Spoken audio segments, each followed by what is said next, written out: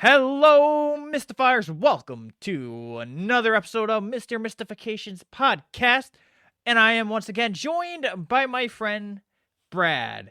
Say hello to everyone, Brad. Hey, Mystifiers, we got an interesting story for you guys today. Yes, he did just say a story because we are actually switching it up a little bit. We are going to be doing just one story instead of 5 urban legends by state. We just wanted to kind of switch it up a little bit. And I will let Brad tell you the story that he found. It's actually a pretty interesting story.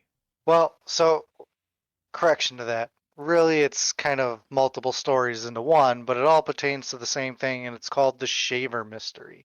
Kind of a little bit about it is this was written as a book, and published by Shaverton magazine. But the weird thing is, it was published as nonfiction, which is weird considering there's no actual proof for it being nonfiction. But that's the story today. Yeah, it's the typical, oh, we probably should have put that as fiction instead of nonfiction. Oh, well, it's already published kind of deal. But all right, let's get into the story. Start out with a map of Hollow Earth, with great detail including the path of Admiral Byrd's flight to the inner world, a saucer on its way to Venus, and the caverns of the hideous Duro. Up to that name, Shaverton is devoted to life, theories, and the art of Richard Shaver, a not-so-well-known writer of pulp science fiction stories in the 1940s. He is much more than that, however. His stories were sold as true by Shaver and his Amazing Stories publisher Ray Palmer, and proved to have a lasting impact on the world of Historica. Indeed, the Shaver mystery, as the events surrounding his stories came to be called, is credited by some as providing the impetus for the flying saucer craze of the late 1940s. Shaver was introduced to readers of the Amazing Stories in 1943 when he sent a letter to editor Ray Palmer, claiming to have discovered an ancient alphabet that he called Matang. Palmer published the letter as well as Shaver's story, I Remember Lemuria. The Lemuria story was typical of the genre and was supposed to be an account of Shaver's past life experiences in the ancient land. As it turned out, Lemuria would come to provide a backstory for one of the weirdest and most bizarre tales of the time. Shaver himself described the origins of Subterranea. Once I was just a person, as you probably are. Then one night I had a dream that changed my entire life. Let me tell you the dream and what it did to me. The dream was of a beautiful woman named Nydia. A woman's white face floated before me, the dark red lips hanging like moist fruit, her teeth gleaming. A husky whisper importuned, and I followed. Nydia. Every past image of the desired bodies of women, all women I had ever known, stretched out their hands to me and writhed gleaming limbs in a slow dance of longing, and their faces were Nydia. Who was this Nydia I had met in my dreams? In what has to be one of the weirder passages in modern literature, Shaver describes awaking in the morning following this dream to find that he had overturned the urinal which he kept under his bed, a device that Shaver calls a thunder mug. The urine had spread across the brown linoleum on his floor and dried in a perfect likeness of the face of Nydia. Following this dream, Shaver began to hear voices during his work as a welder on the assembly line. He used 2 different welding guns in turn, each for a different type of weld that he had to make.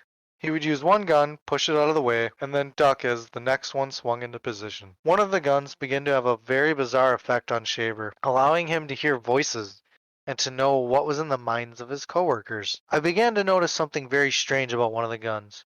Whenever I held it, I heard voices, far off voices of endless complexity. When I changed to the other gun of the pair, I heard nothing. Then I grabbed the gun as it came around, and right away I knew what was in Bill's lunchbox. Which girl Bumpy was going to take out that night. The gift Hank's mother was planning to give to his wife. It was a dress, and a white dress too. The strange effect of the welding gun would not remain so benign. However, soon Shaver began hearing the far-off voices with added clarity. They were not always pleasant. I would hear a mean kind of voice saying something like, "Put her on the target." Then I would hear a woman scream louder, and louder and more.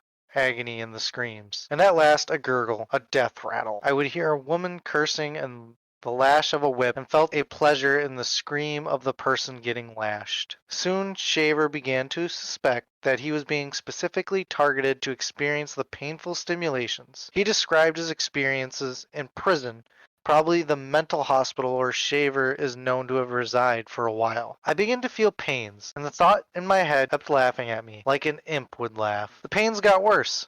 Finally I knew what it was, but I didn't believe it. It was people living in caves under and around the prison, and people's kids like to torment us prisoners. Not just pester, but real genuine torture done with some kind of x-rays. In time, thankfully, the painful stimulation subsided and were replaced by decidedly more pleasurable forces. Shaver assumed that some authority figure, perhaps a lawman, had discovered the crime and put a stop to it. This was not the full story, however. As Shaver learned, when the pleasurable stimulations took on a decidedly more erotic feel. I learned that for every pain ray, those secret people had a dozen infinitely pleasant rays. They called it stim, and woke me every morning with flood of the most delicious sensation on earth. How can I best describe stim? Well, it's like a young girl's kiss, augmented by a magic to a million powers. One of the young Ray people was a girl who seemed to fall for me.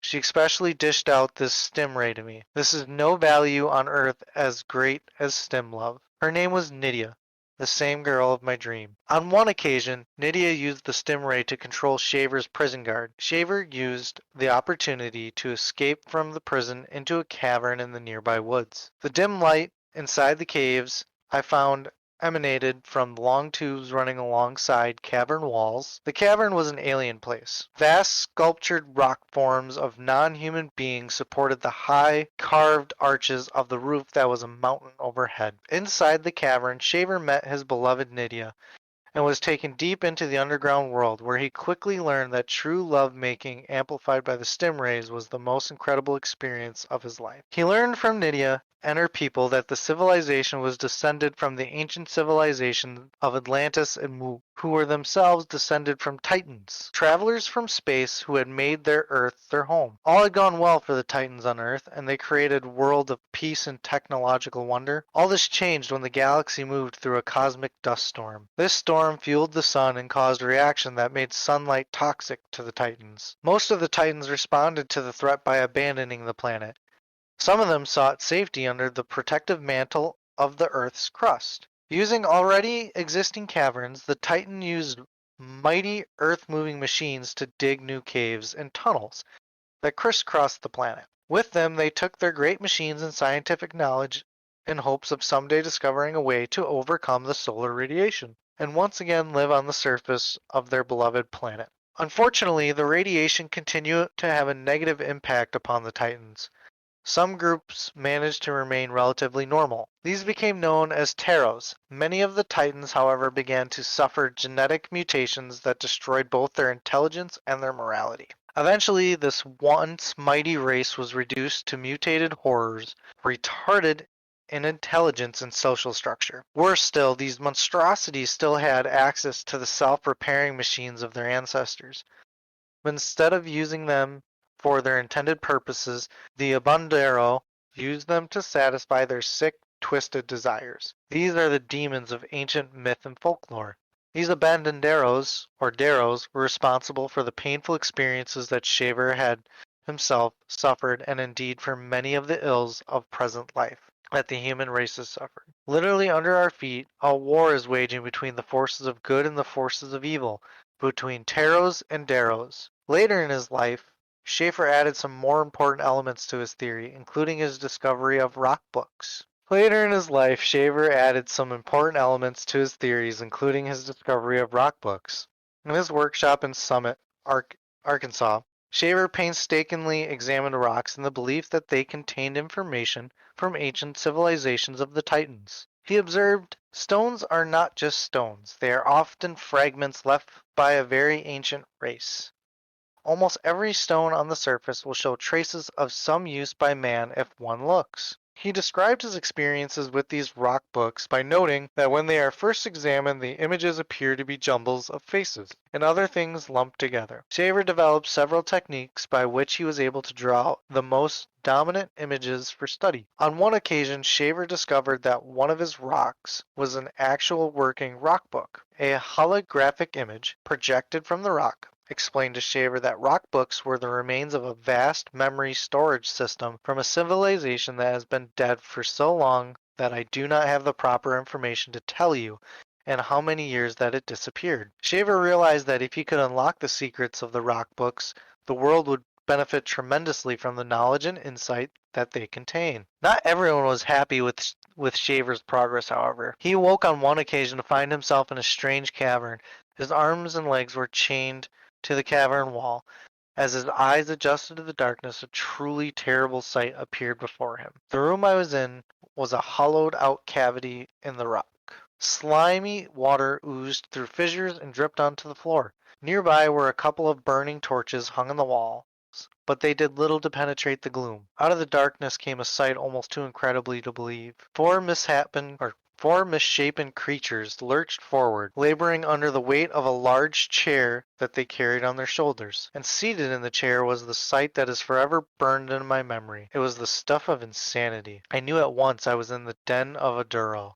The sickening creature sat on his throne like a prince from Hades, and regarded me with tiny red eyes that seemed to glow with a hellish fire from deep within his skull. Its body was enormously fat and bloated, with yellowish gray bristled skin covered in seeping sores and lumpy tumors. The face resembled a burn victim, with the skin hanging in great fat folds across the forehead, cheeks, and chin. The hands were strong and hairy, ending in long, sharp, and filthy fingernails. It was obviously a male. When he smiled, I could see a mouth full of sharp teeth. Without a doubt, he was a carnivore who had not missed many meals in his life. See, it hissed at me through this inhuman teeth. I am not as handsome as you imagined. Okay. Shaver was forced to participate in some unethical acts under the influence of the stingray, and warned that he should give the working rock book to the Darrow at once. Shaver was returned home and was never able to make the rock book work again. One hopes that the Darrow left him alone. Shaver certainly conjured up some terrifyingly ugly images. He produced some beautiful ones as well. By the time we returned to the surface world, the world of light and warmth, I am physically and emotionally exhausted. I want to simply collapse on the warm earth until the cold and wet has seeped out of my body. Instead, I follow my leaders down into the ravine, running with cold water. Along the way, my muddy boots slip and I tumble and smash my arm into a rock. I realize that my boots, clothes, and equipment are all covered in mud. The clean water of the creek is to be used to wash some of it off. It is clear, however, as I splash the water onto my clothes, that this is a fruitless endeavor. The mud is not coming off. There is simply not enough water, and it is not moving.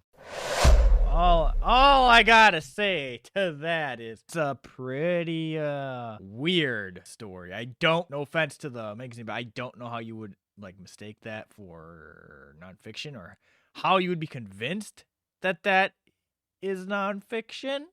I find it pretty hard to believe that there's like demons and titans underneath a like a big freaking cave system in Arkansas. You know, it's hard to believe that. Not to mention that it did say that he was constantly checked into a mental institution. And prison. He's also in prison. Yep.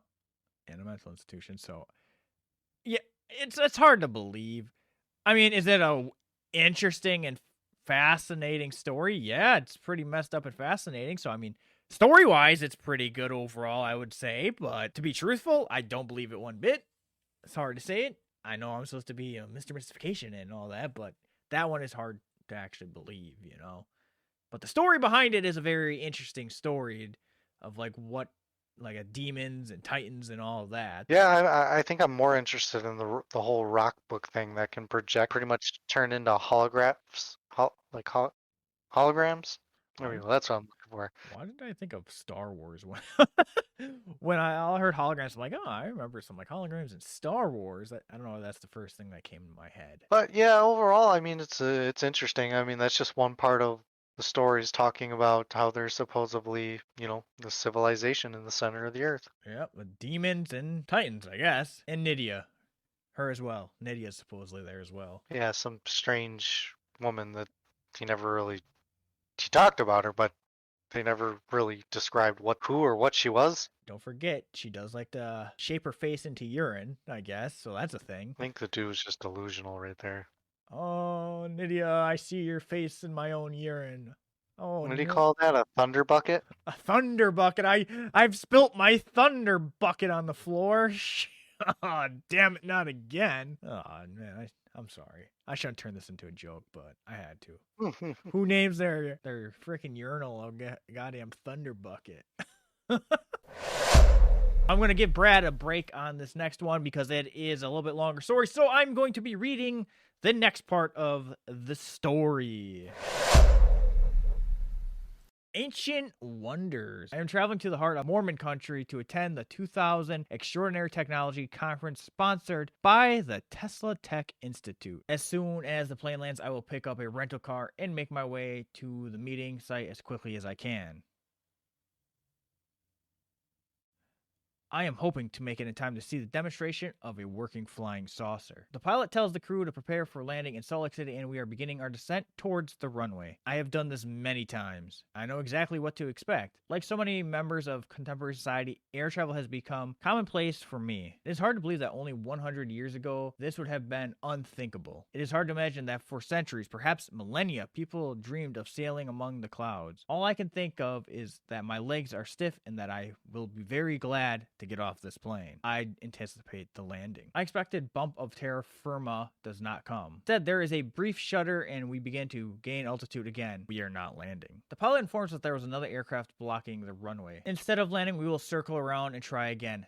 This is more than a little unnerving. I expect that we will all owe the pilot a word of thanks, but we are all right now. I try to sit back and relax. Our new path carries us over the salt flats of the Great Salt Lake. I see from the air that it is bigger than I imagined. Almost a sea. The red and white landscape must surely look like the surface of Mars or some post-nuclear landscape from a distant dystopian future. I expect to see John Carter bounding across the seabed with the super strength granted him by the low Martian gravity and the thin Martian atmosphere, followed by his faithful Khaled. Indeed, Edgar Rice Burroughs, creator of John Carter, lived here briefly before he became the famous author of Tarzan. Perhaps he drew his inspiration for Mars from this landscape and from the stories in the Book of Mormon. Followers of Joseph Smith came here for many years before that.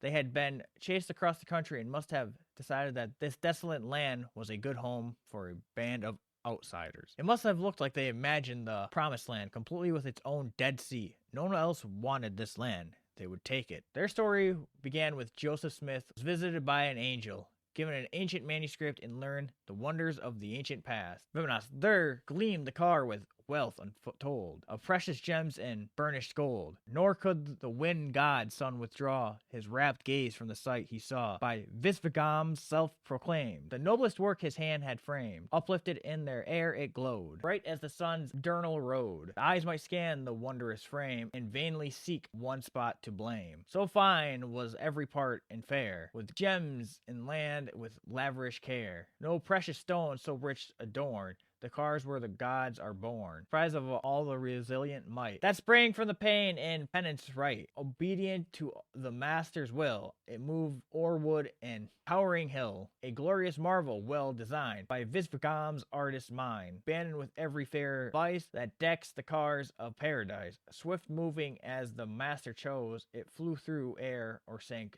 arose. India's epic Ramayana, like other ancient Indian documents, describe amazing aircraft at once beautiful and swift, moving at the will of its driver. Vimans are described as chariots of the gods, as playthings of the wealthy, and as war machines bringing death from the air. While mainstream interpretations relegate the Vimanans to stuff of legend and mythology, there is a long tradition of taking these tales at face value. Many see in the description of the Vimanans evidence that ancient India was at least as technologically advanced as our own civilization. According to the mystery of the Vimanas is a strange text called the Vimaka Shastra, a text with a pedigree that is almost as mysterious as the Vimanas themselves. According to G.R. Joycer, who translated the work into English, a text of Vimanaka Shastra was written by Pandit Subsuri Sastri in the early years of the 20th century. The author claimed, however, that he had once channeled a text that had actually been written in ancient India by Marcia Bhardwaj. The content of the channel document was quite interesting. It was a manual for the design and operation of Vimanas. Joycer, in his introduction, described Pandit Subir Sastri in glowing terms. He was, according to Joycer, a simple, orthodox, intellectual Brahmin with supernatural gifts who was esteemed by all who knew him.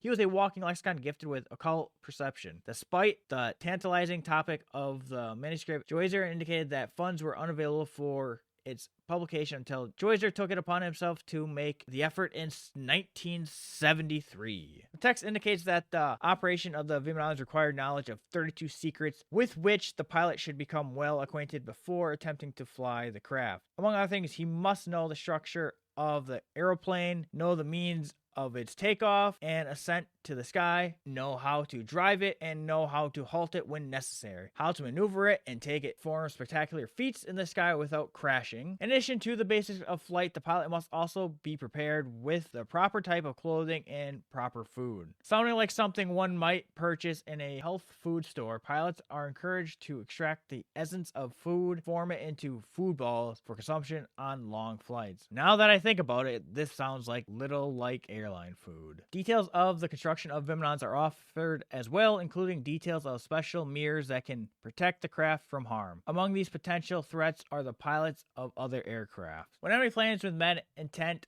on intercepting and destroying our Vimana attack at their disposal, the Virpuya Darpana will frighten them into retreat or render them unconscious and leave you free to destroy or rout them. The Darpana, like a magician, will change the appearance of your Vimana into such a frightening shape that the attacker will be dismayed or paralyzed. In addition, regarding the use of protective mirrors, more basic elements of the craft's construction are also included. In order to enable the wings on either side to spread and flap, proper hinges and keys should be provided for safety, fixing them to the sides of the Vimanon and for enabling them to fold and open easily. The revolving tractor blades in the front should be dully fixed to the heating engine with rods so that they could dispel the wind in front and facilitate the passage of the Vimana. While many people view the text as little more than a bit of modern science fiction dressed up to look like a document from ancient India, others have taken it very seriously. Among those is David Hatcher Childress, founder of the World Explorers Club and Adventures Unlimited Press, and self-described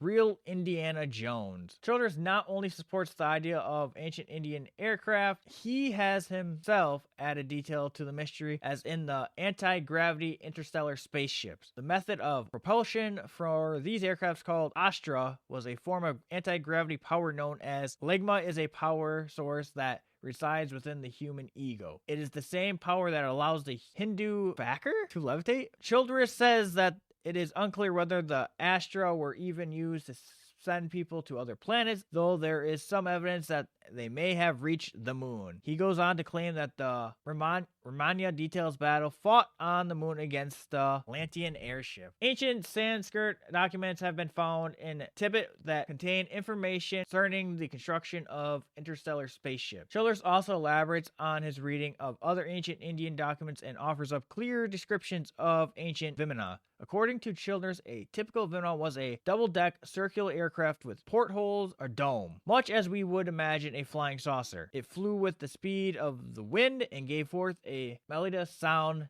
There were at least 4 different types of Vimanas, some saucer-shaped, others like long cylinders, cigar-shaped airships. Some Vimanas were powered by yellowish-white liquid and others by a compound of mercury, he writes. The yellowish-white liquid sounds suspiciously like gasoline, and perhaps Vimanas had a number of different propulsion sources, including combustion engines and even pulse jet engines. It is interesting to note that the Nazis developed the first practical pulse jet engines for their V-8 rocket buzz bombs. Hitler and the Nazi staff were exceptionally interested in ancient India and Tibet and sent expeditions to both these places yearly, starting in the 30s, in order to gather direct evidence that they did so. Perhaps it was from these people that the Nazis gained some of their scientific information. Childress claims that Soviet scientists discovered hemispheric glass or porcelain cones that contained a drop of mercury inside. These devices found in the Gobi Desert have been identified as age-old instruments used in navigating cosmic vehicles. Childers suggests that these craft may have been flown around the Earth. If so, the world of the ancient past must have looked a lot more like ours than we could possibly imagine. Did the Raman Empire of India have airports and locations around the globe? Childers notes that the Rangorgol writing of Easter Islands was unprecedented, looks amazingly similar to ancient Indian scripts. Was Easter Island an outpost of the far-flung Rama Empire? Its great stone monuments perhaps built by the locals using the anti-gravity technology of the Ramans? Was the Easter Island an airbase for the Rama Empire's Vimana's route? At the Mohenjo Vimana Drome, as a passenger walks down the concourse, he hears the sweet melodic sound of the announcer over the loudspeaker.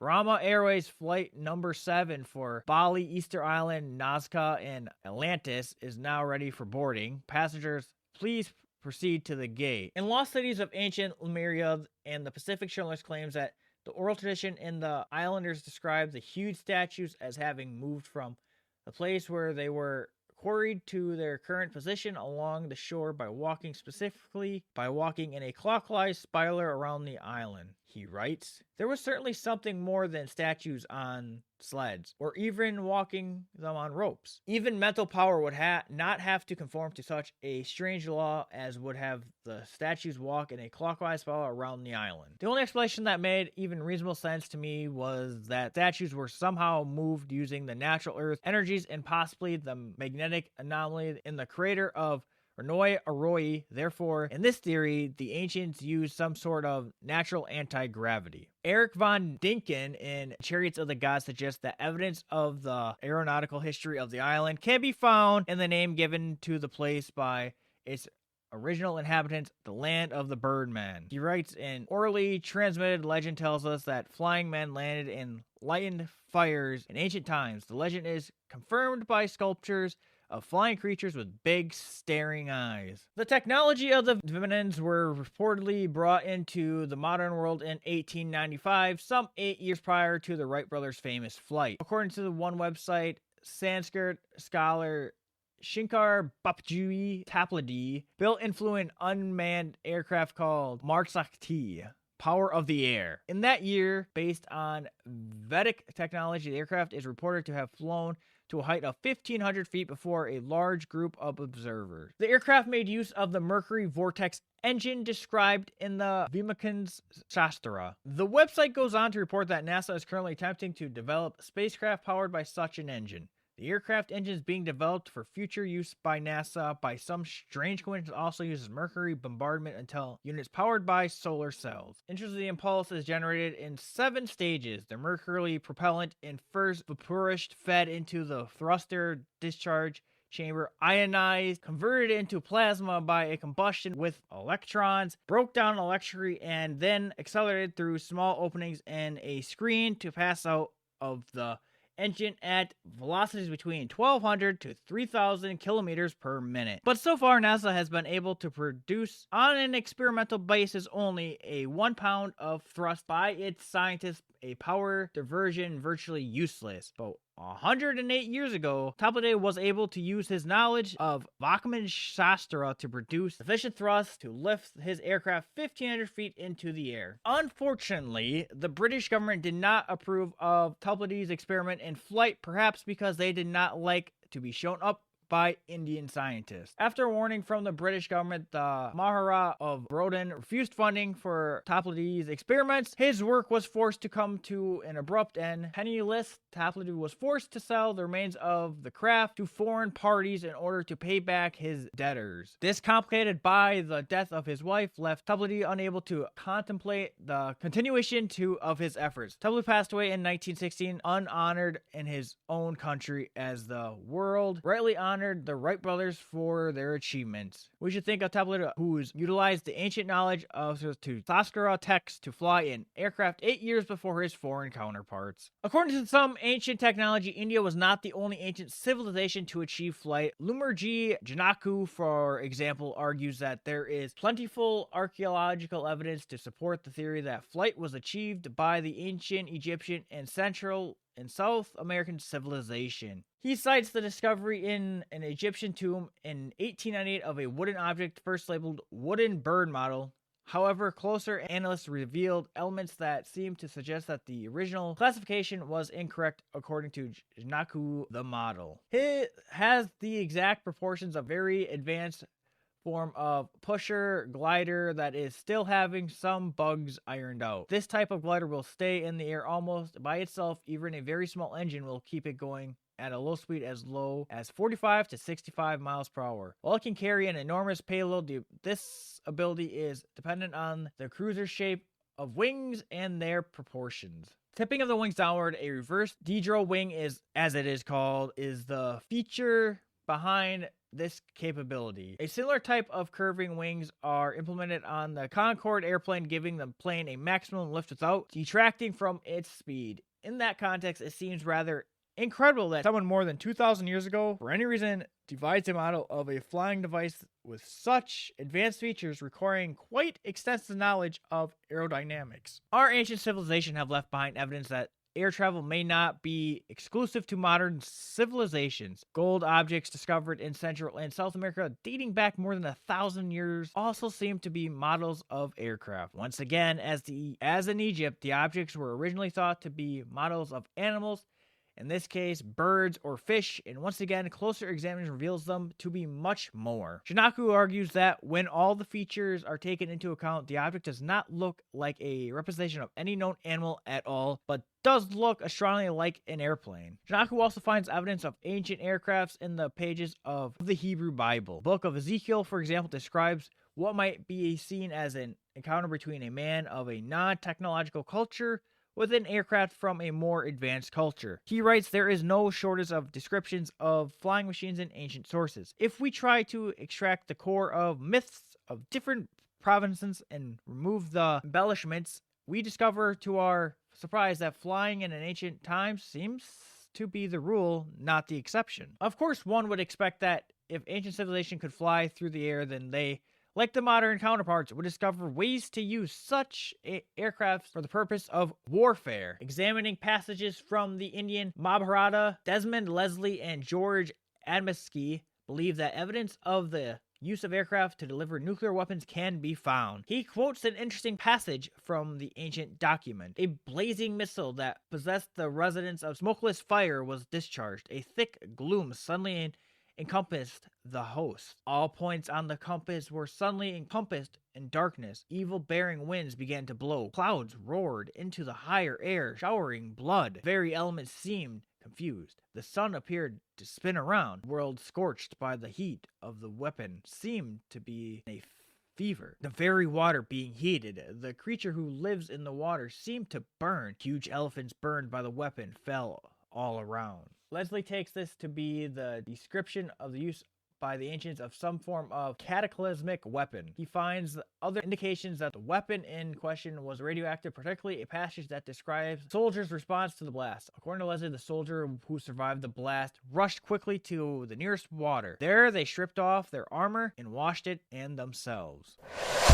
That was long, very long, and I mean it's interesting to think that maybe way back in ancient time that there was an advanced civilization. That's it's interesting thing that I've really never really thought of, that there could be like that advanced civilization that far back, you know? I don't know. I think about that all the time. There's lots and lots of different lore that you can get lost in that talks about ancient civilizations that have technology far beyond the years. I mean, as stated in a lot of that, like the Bible talks about quite a few of them. But in other words, according to the whole thing, how it all started, is that for during our time that they found some kind of instructions, or like, not, I wouldn't say instructions, but evidence and ideas of how to make a flying An airplane, pretty much. aircraft. Yeah, a flying aircraft that could, essentially even go to the moon. Yeah, so like a spaceship, they had like ideas of how to actually make a spaceship back that far. And supposedly that there's evidence that they could have actually made it to the moon. Like, what? What? I mean, it's not impossible. I mean, There's lots of history that we just don't have records of. Nobody thought to keep, I wouldn't And say I that mean, nobody thought to keep records. I would say that due to, economic or tragedy, downfalls, just the and the changing of recorded Earth. infrastructure just kind of is gone.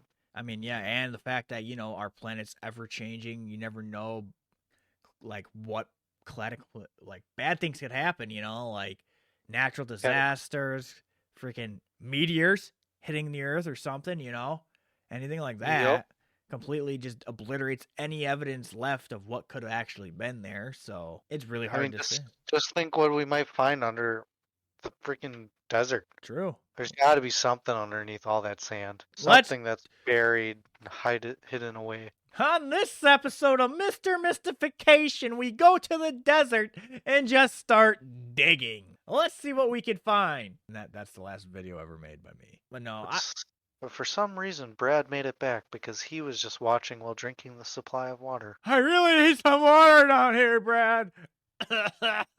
There's only a pint left. You'll have to find it from a cactus. Did There ain't no cactuses down here, bruh. you find the underground reservoir yet? No, yeah, but it's a conversation that I can go into a lot because I mean like the Earth is so old and like things weren't recorded like for a long time, and it's just like you never know what was there. And it opens to a lot of conspiracy theories. Just take it, for example, when they started talking about the Nazis and somehow they had, you know, objects and vehicles that contained the so-called mercury. Interesting. That is interesting. It's a definitely interesting topic. I'll say that. And that's something I just can't really discredit because I wouldn't know. I've only been around this earth for 28 years now, so a very short time. Yeah, another thing that we would like to say too before we get all carried away. So again, these stories, some of them come from the Shaver mystery, and then others are different stories. This is comes from fossilhunters.xyz, Ancient Wonders and the Shaver Mystery. Yep. So go ahead. There's also other stories on there. We're not going to go through all of them. You can go to their website and check it out. And you just support those websites and everything like that. Because there's another thing about Easter Island on there that we're not going to really get into today, but it seems fascinating. That's all I'm going to say. If you want to check it out, go check it out. I don't know. I don't really know what else to really say about this because I kind of agree that there definitely could have been like ancient flying machines. It's just something you don't really know. Unfortunately, there's not enough evidence to be like, yeah, for sure that was there, There's just not enough evidence anymore for that. Or it's just kept under lock and key from the public. It's all under the desert. That's where it is. It's in Area 51. Remember when everybody was supposed to raid Area 51? Yeah. It's a shame that never happened. We probably would have learned a lot. I mean, I if don't it's know. bad, people don't do that kind of stuff. Don't go to Area 51. Brad, do not listen to Brad. Don't do it. Yeah, interesting stories that you found there, Brad. You ready to? Yeah, I definitely have to say I think the spaceship one was definitely the most interesting out of the two. There was so much science, dude. I hate science. Bad job, Brad. Bad job making me have to read about science, bro. I hate science. I offered to read it. You did, but whatever. So I probably butchered the hell out of some words, so I do apologize if I butchered the words pretty badly because my speech impediment was kicking in pretty good on some of that. On that. Oh, you said the land of the birdmen pretty well. I like birds.